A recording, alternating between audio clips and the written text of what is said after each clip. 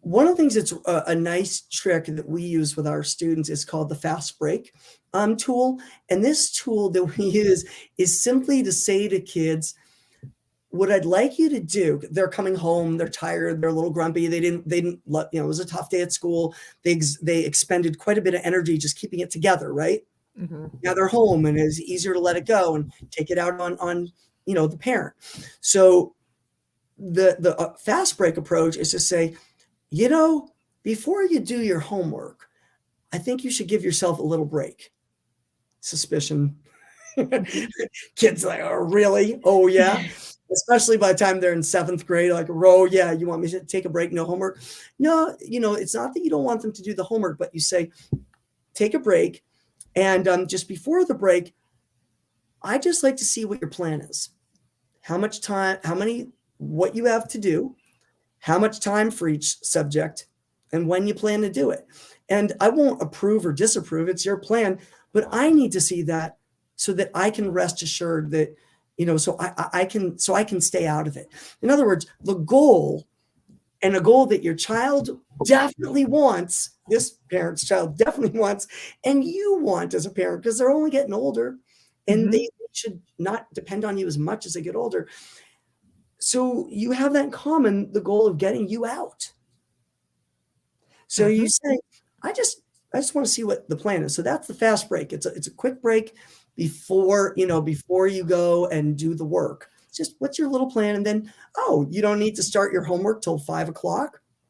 Okay. You have a plan.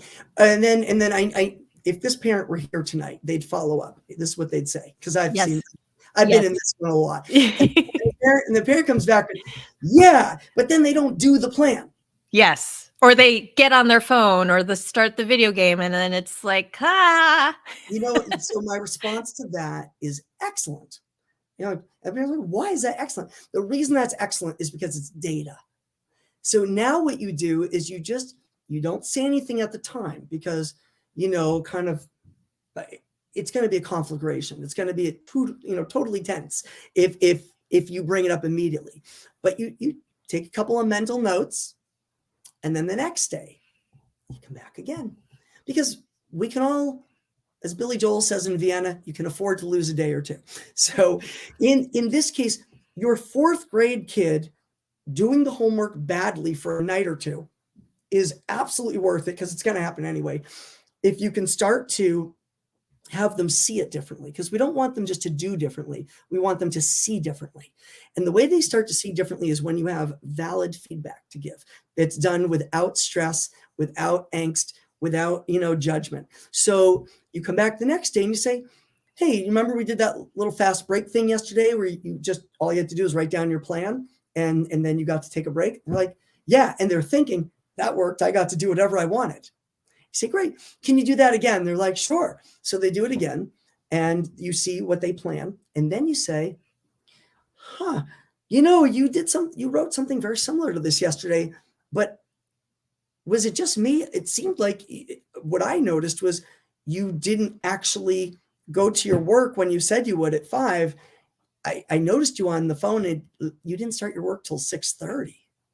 And then at 9:30, when it was after bedtime or whatever the age of the kid is, you still weren't done, because maybe at least if you have permission to check the homework. Point is, you've got data, and data is friendly and data is less judgmental than us worrying and anticipating and you'll never get that done. How you are.